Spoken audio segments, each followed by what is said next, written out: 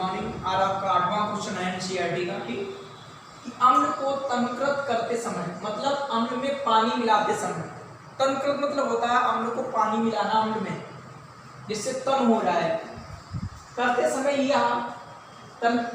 समय यह क्यों अनुशंसित करते हैं कि अम्ल को जल में मिलाना चाहिए, ना कि जल को अम्ल में। ठीक, देखो जल में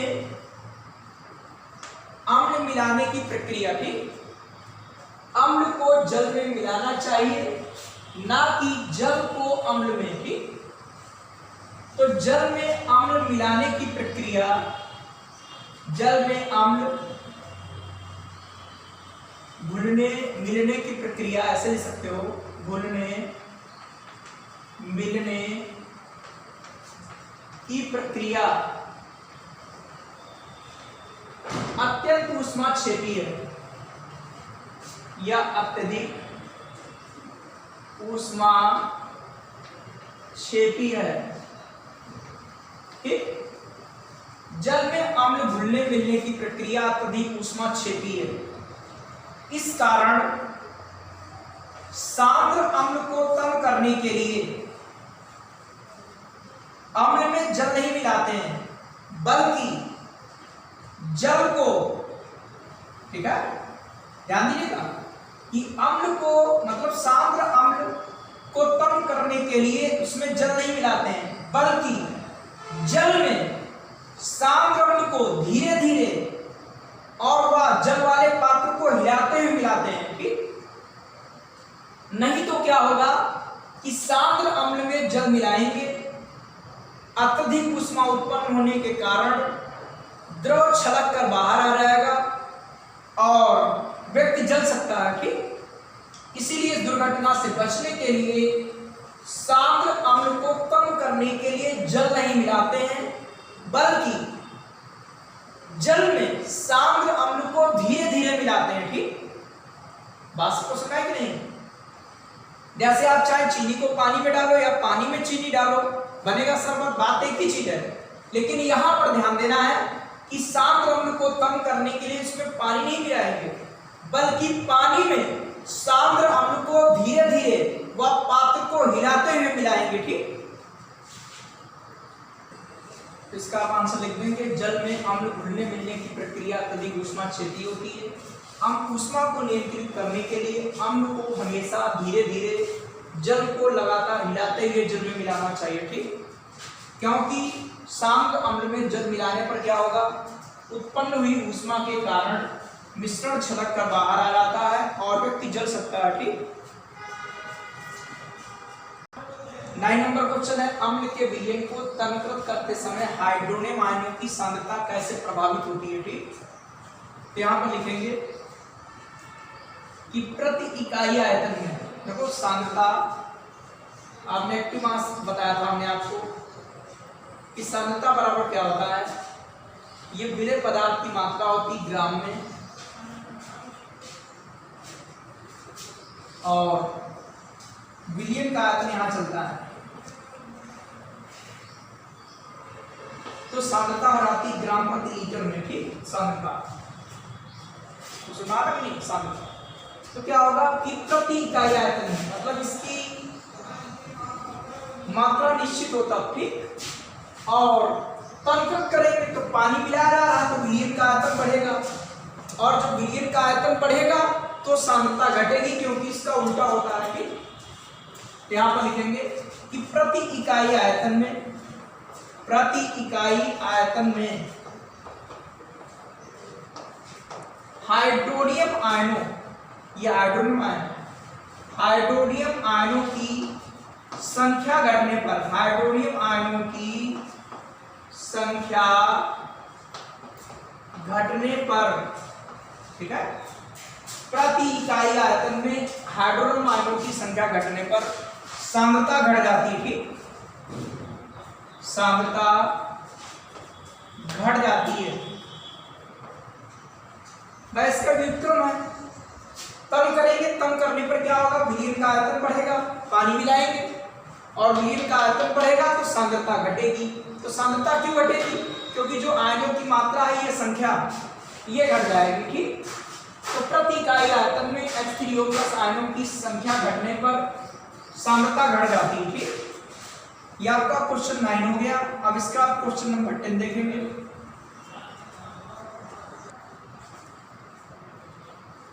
आपका 10वां क्वेश्चन है, जब सोडियम हाइड्रोक्साइड विलयन में अधिक क्षारक मिलाते हैं, मतलब और अधिक क्षारक मिलाएंगे, क्षारक और अधिक मिलाएंगे, तो हाइड्रोक्साइड आयनों की सांद्रता कैसे प्रभावित होती है? तो इसकी सांद्रता बढ़ जाएगी, ठीक। तो यहां पर लिखेंगे, जब NaOH मतलब सोडियम हाइड्रोक्साइड में अधिक क्षारक मिलाते हैं, तब OH माइनस आयनों की संख्या बढ़ने पर, तब OH माइनस आयनों की संख्या बढ़ जाती है, क्योंकि क्षारक में OH माइनस होते हैं, ठीक। जब NaOH में अधिक क्षारक मिलाते हैं तब OH माइनस आयनों की संख्या बढ़ जाती है,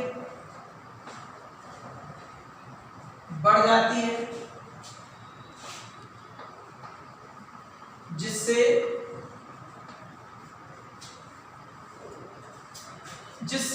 OH माइनस आयनों की सांद्रता बढ़ जाती है, जिससे OH माइनस आयनों की सांद्रता बढ़ जाती, ठीक, सांद्रता बढ़ जाती है। यह आपका 10 नंबर का क्वेश्चन हो गया, ठीक। जब NaOH में अधिक क्षारक मिलाते हैं तब OH माइनस आयनों की संख्या बढ़ जाती है, जिससे OH माइनस आयनों की सांद्रता भी बढ़ जाती है, ठीक। यह क्वेश्चन आपका है, आपके पास दो विलयन A व B हैं। विलयन A के pH मान 6 है, विलयन A का, विलयन B का pH मान 8 है। इस विलयन में हाइड्रोजन आयनों की सांद्रता अधिक है। इसमें कौन सा विलयन अम्लीय है, कौन क्षारीय है, ठीक। तो A का pH मान कितना है? विलयन A का pH मान 6, B का pH कितना है? B का pH 8। एक सूत्र होता है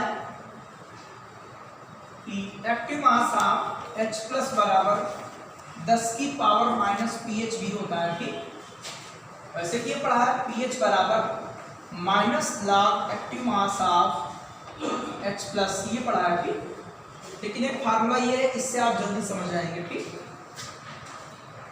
ये सूत्र होता है active mass of H plus बराबर 10 की पावर माइनस pH। तो A के लिए क्या आएगा? देखो A के लिए, विलयन A के लिए क्या चलेगा? Active mass of H plus बराबर 10 की पावर माइनस 6 ग्राम आयन प्रति लीटर होता है, ठीक।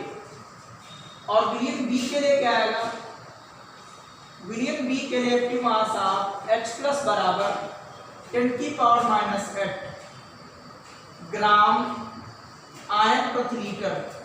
देख लीजिए कि किस विलयन में हाइड्रोजन आयनों की सांद्रता अधिक है। ये अधिक है कि ये अधिक है? A, ठीक, इसकी अधिक है, क्योंकि 10 की पावर 6 10 की पावर माइनस 8 से ग्रेटर है, ये ग्रेटर है, ठीक है। तो यहां पर लिख देता कि विलयन A में हाइड्रोजन आयनों की सांद्रता अधिक है। विलयन A में हाइड्रोजन आयनों की सांद्रता अधिक है, की सांद्रता अधिक है, ठीक।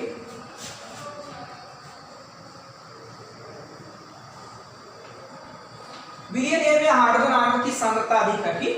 तो कौन अम्लीय है? पढ़ा था जिसका pH मान 7 से कम है वो अम्लीय है।